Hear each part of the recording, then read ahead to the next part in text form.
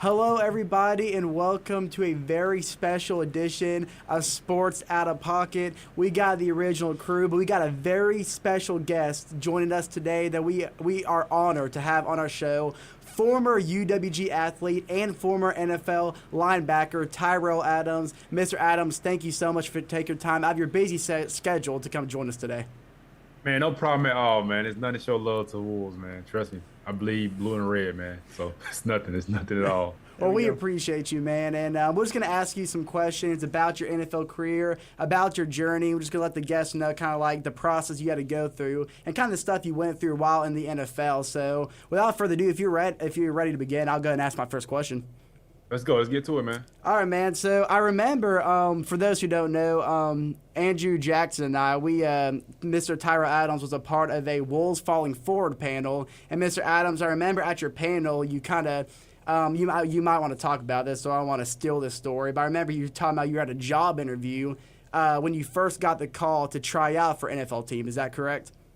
Yeah, yeah. So, man, again, I'm really like, I think that the biggest thing about myself was I was kind of like, I was really honest about my situation all the time. Like I Right. could honestly assess things for how they were. And at the time, man, I was a D2 linebacker, coming out of a smaller school. I played well, Right. but I also knew the odds of actually making it to the NFL. And I had seen guys prior to me who actually had like a more decorated career at West Georgia attempt to make the NFL, and it fell through for them.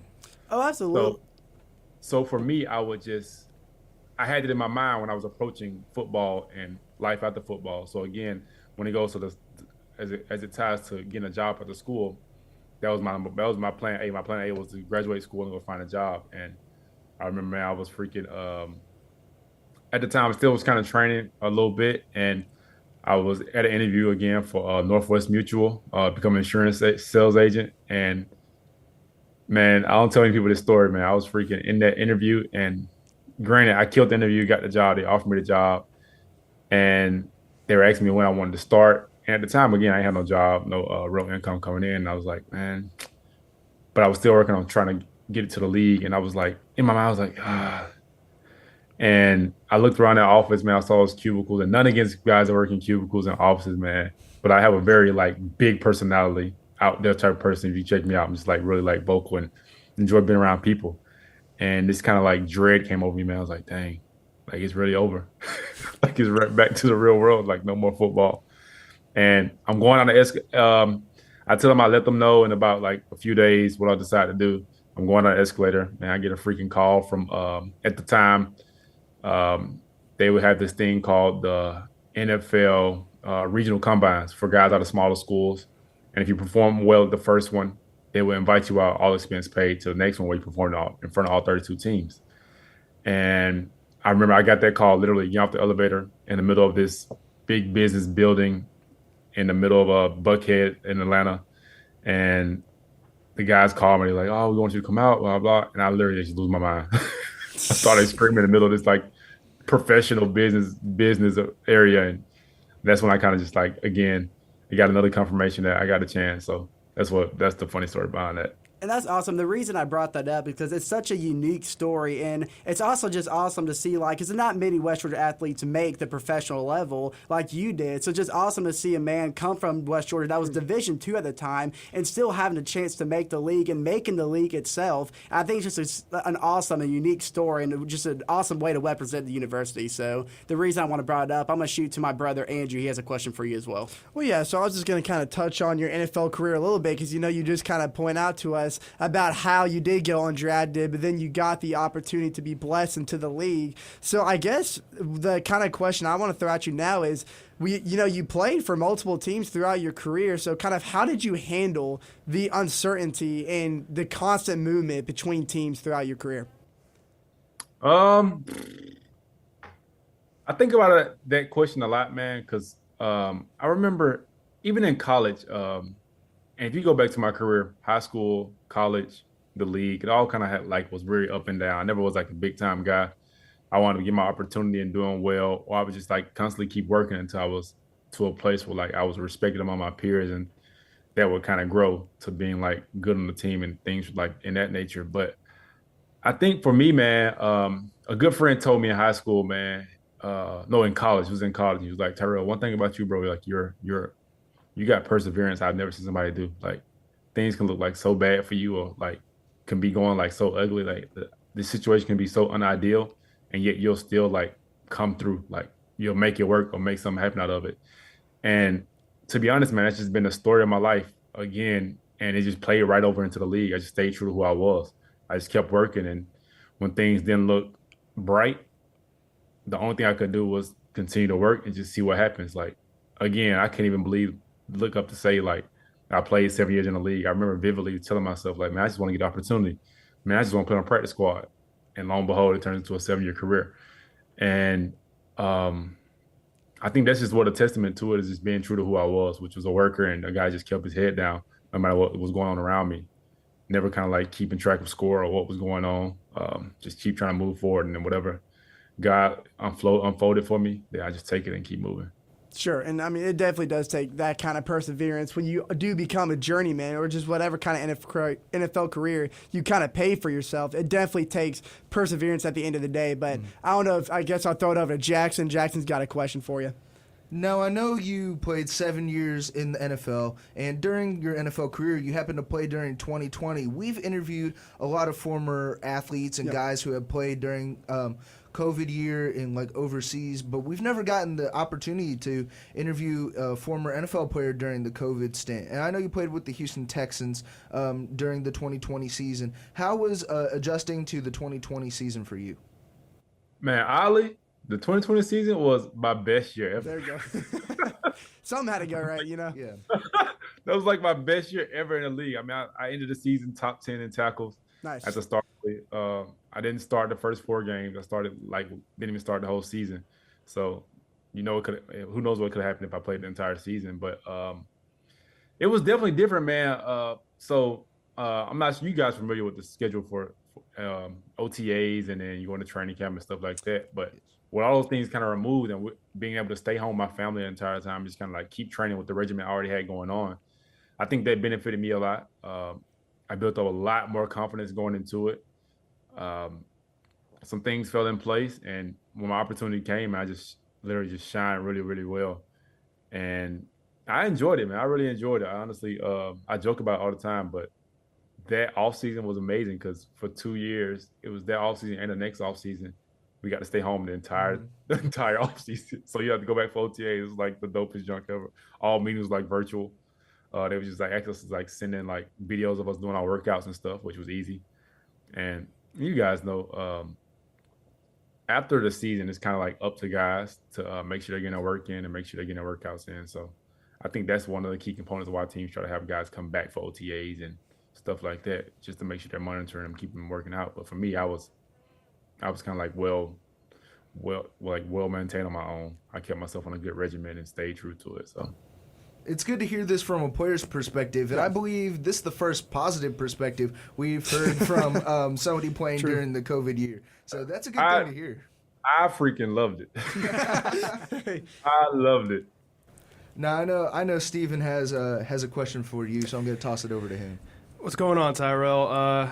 Hey, man, like you said, man, not a lot of people have a lot of positive things to talk about that 2020 year, but, I mean, it's just great to hear that perspective of you. Leading top 10 in tackles is incredible. That is crazy, yeah.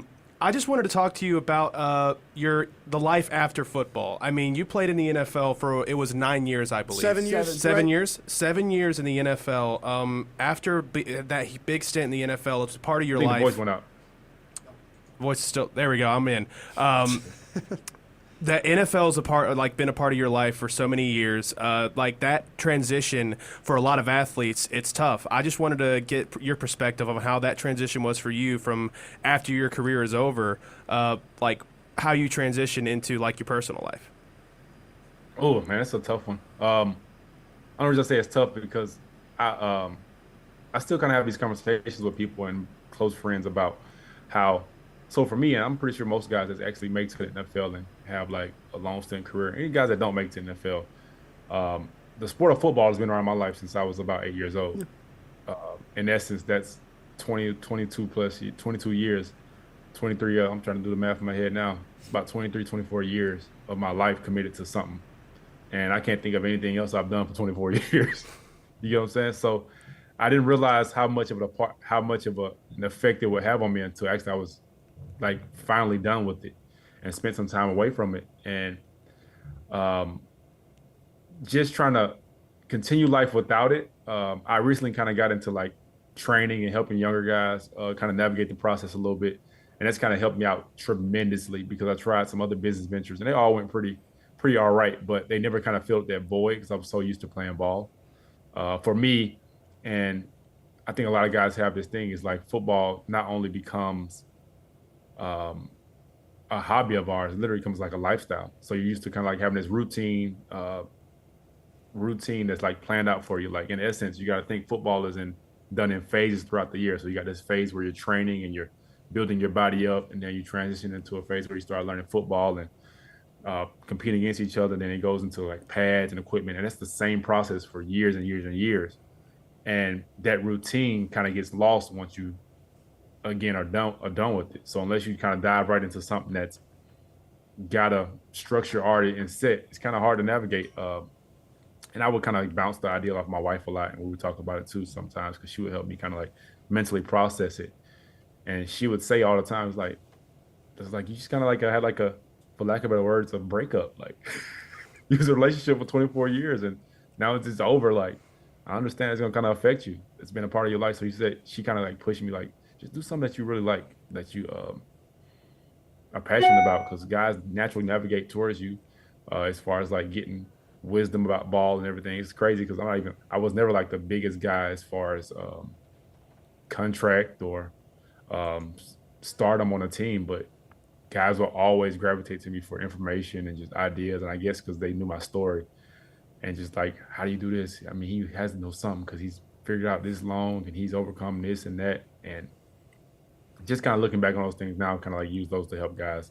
I help a lot of pro guys now, younger guys going to college, helping them navigate that. And yeah, man, it's just kind of finding those, still trying to get in that little void filled a little bit through my connection through the game and not kind of completely abandon it, which I tried at first and it didn't work. Hey, that's great to hear, man. I feel like as a young athlete or just an athlete in general, there's no better person to talk to about, making it into or like the regimen that you need to get to workout wise than somebody that's been in the league and has done it successfully. So that's just fantastic that you're still giving out, advice after your NFL stint. But I'm going to go ahead and throw it over to my man Chase. I believe he's got another question for you. I do. And Mr. Adams, people obviously know that football is a physical sport. You have to have the right physique to be in the league. But I think not a lot of people know, or people at least look over the fact that there's a whole mental aspect to playing in the league. So I want to ask you, Mr. Adams, what would you say for you was probably your biggest mental challenge playing in the league, and how did you have to overcome it? I think the biggest thing for me was confidence. Coming from a smaller school, again, I remember my first year, again, I was an undrafted tryout guy to Seattle in 2015. And I remember coming out, just having that conversation with agents, and agents was like, nah, I don't think you got a chance, blah, blah, blah, and kind of constantly hearing that. So that would kind of like, in effect, take tax in my own confidence and my ability to play. And then, again, seeing these big time ball players on TV every weekend, they're calling names out. And in a sense, I would get to a point where I would think like, dang, I might not be good enough to make it. And constantly combating that with success on the field and with the proper people around me kind of like helped me to overcome that. I did an interview my third year maybe in. And this was when I was kind of really gaining some traction for myself as a player in the league. And I was doing really well out in Oakland, and they interviewed me and they asked me the same kind of question, like what mentally like is turning for you? And I told them like I'm becoming more confident in myself and actually believing that I can actually compete with these guys, and not just compete, actually like be a contributing factor to the team, somebody that they can look to make a play or whatever. So those kind of things really helped me. I think the mental aspect of it for sure is something that a lot of guys don't think about on the outside looking in, but it does have the ability to hinder or help you in a sense. So. Awesome. And of course, I know I'm sure you can speak for this, that having like mental strength is in the league is just as important as having physical strength. So it's awesome to see your story and how you persevered over a mental challenge and how it all paid off on the field. So very inspiring to see. Sure. And Ed, I'll go ahead and shoot over to you for your next question. Perfect. I just kind of want to ask you, I want to kind of take a dive back into your NFL career because you were a journeyman. You know, you had several different unique experiences in several different organizations. So you were around a mix of a bunch of different players, bunch of different NFL players. Is there any NFL players that, or particular coaches or teammates who had a really big impact on your career or your life initially? So one of the guys man, here's the crazy part, and I tell people all the time, the blessing of being a journeyman is you get to meet so many players. Right. Yeah. So many freaking players, bro. And I was really blessed in that aspect, and I saw that immediately. So my first year, I got to play with Bobby Wagner. Cool. Who's That's awesome. Easily a Hall of Famer. Sure. And I got to, and I think about this in reverse now. It's kind of, I got to see a pro, a guy who was already at the pinnacle and still building at that point. And just watch how he operated and how he moved, how he carried himself professionally, really motivated me. And then I was being a journeyman again. I got to see Fred Warner at the beginning of his career. Yep. So where he wasn't the star that he is now, right. The all-pro he is now, and kind of watch him build that and how he built that. And as an older guy, I was already older than him at the time. I still kind of looked at it as like motivation. It's like, all right, so there's another level to this. So watching those guys, how they move and how they operate, how serious. Fred Warner took the game. One of my good friends out at Indianapolis, he was an undrafted guy. Zaire Franklin, he just had a star-studded year out there with the Colts. He all-pro, Pro Bowl, everything in 1 year. And just watching his journey, I think he was like a 6 or 7 round pick.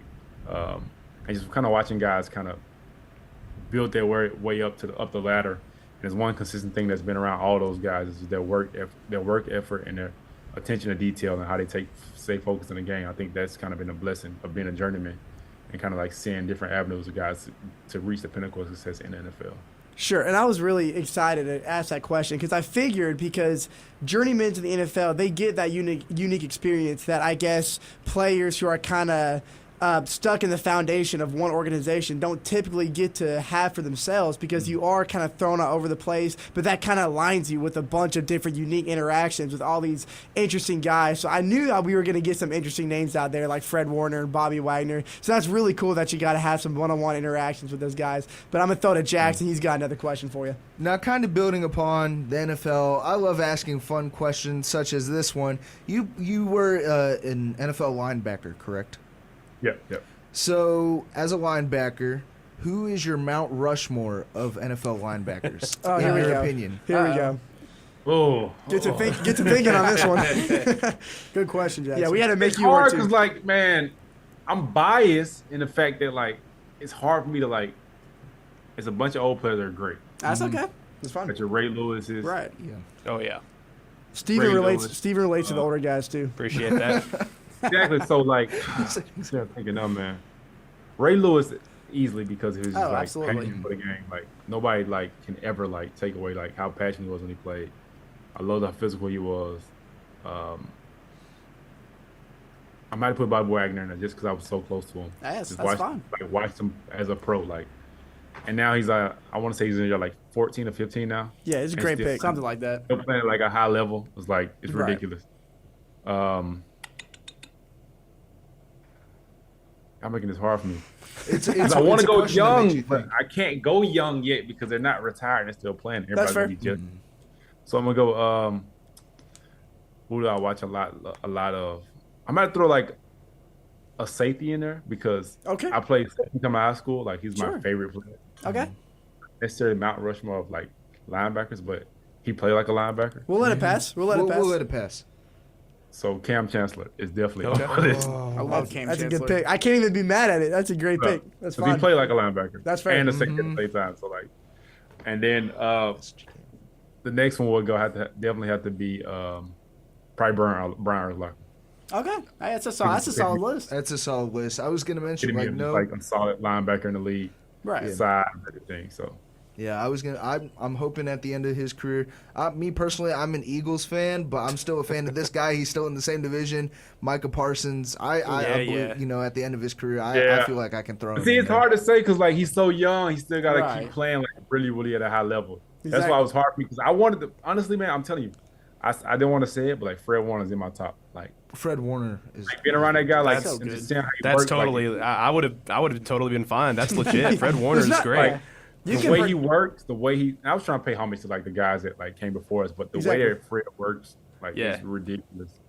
Like his attention to detail. I literally watched him go from like this rookie trying to figure it out to like this pro. Like, I know what I need to do. I need to take the right steps here. Like watching us like break down film and break down like practice reps and everything like that. He's like definitely Hall of Famer for sure. Yeah, I know. We got like I do have one more question, but also another defensive guy that I feel like is going to be on that Hall of Fame by the end of it. Maybe not like linebacker, but T.J. Watt. Oh, Like for sure. goodness Easy. gracious. Easy. he already gets a pass in there, The man. most explosive player in the They're league just right waiting now. for him to retire It's now. just that whole family tree. So I played with Oh, JJ. gosh. JJ was Crazy. Yeah. freaking a monster. That is so. right. Yeah, you did play with J.J. He Watt. sure Yeah. did. So the crazy stat of the day I ever heard was like, I think it was 2000. What year was that he won? One of the years that JJ Watt won, he won Defensive Player of the Year. Right. Yep. He's been robbed a lot of times too. He led the league in pass breakups. It's a defensive As a line. linebacker, As a linebacker, it's crazy. Exactly. You're not going to find that anywhere else. No. Exactly. Oh man, I remember the triple coverage they would give him just to keep him away from the quarterback. Man, J.J. Watt was a Still different couldn't breed. stop him. Exactly. The Falcons did that in week 1 and it still didn't work. Steve. He is a different breed, There's only 100%. so much you can do. He was still amazing on the Cardinals. You Oh, we were got ta- to remember that. Yeah, he was. Yeah. No. I'm not giving any discredit. He just was hurt a lot. It's He just just those- couldn't stay healthy. He's like he's the 1%ers of the NFL. Those guys that have the size Yes, and the Talent. quickness. and the work ethic. Like Yes. not only do they have all the intangibles, they got the work ethic that goes along right with it. And So now you in. So I'm telling you, there's been talks about him coming back to the league. I know he's been kind of kidding around with it, but I'm not joking. If he came back to the league right now, I still think he'd make an impact. He's got the physique to do Oh, it. for sure, impact. But this last question, it's kind of I feel like this is just a personal one, just for somebody that's starting his like own ventures in his personal life. You got 3 graduating seniors here. Like I'm graduating, the twins right here. We're also graduating this semester. So I just wanted to just ask you, as somebody, successful business ventures, you had some things here and there. Do you have any advice for guys that are like, graduating from college? Has been, this radio station's been a part of our lives for a while, and now that's going to be gone. So just any advice for us? Or how can we make it to the league? Essentially. Yeah, that's it. I think that's way gone, buddy. That's not the way. I can see y'all as linebackers. Yeah, there That's you go. crazy. There we Y'all go. can get that Mount Rushmore of linebackers, man, easily. Yeah, we fit up there with those guys. You Gotta can, put on you a can be lot of honest. muscle. You can be honest. You can be honest. Man, I honestly would say, man, you can't be scared to chase your dreams, and don't always get caught into what it looks like at the time. You never know, like, as long as you're moving forward, sometimes it might not be linear. You may have a few steps back, but as long as you're kind of moving in the same direction, I feel like you're going to be on the right path. A lot of guys kind of like doubt where they're at or doubt where they're going sometimes because it's not looking typical. You look online and you see this guy have that success, this guy have that success, and whatever it may be sometimes. And I kind of see those as distractions. They're like really big distractions, and they're more than ever in this world now because of social media. But you just can't doubt your own path. You got to just trust your process and trust where you're going. And I think you'll be all right from there. For sure, and I know like you spoke a lot of that during the Wolves Falling Forward panel. It's very, very inspirational story and very motivational. But Mr. Adams, that's all the time we have today. But we want to again thank you so much for taking time out of your day to do this interview. Yeah. And I guess before we end it off, do you have any closing remarks you want to give? No, man, no problem, man. I appreciate y'all having me, man. Like I said, I bleed blue and red for the rest of my life. There we go. Listen, I have to like make everybody respect West Georgia because they always try to talk junk about us. Oh, yes, sir. My first year in the league, they was like, because you had to stand up. It's like give you name, school, signing bonus, and I had to stand up. It was like Tyrell Adams. I stood up and said West Georgia. Somebody was like, "Where's that?" I said, "Right in the city of dreams." Yeah, good answer. Good That's a answer. great answer. Well, thank you so much, and you have a great rest of your day.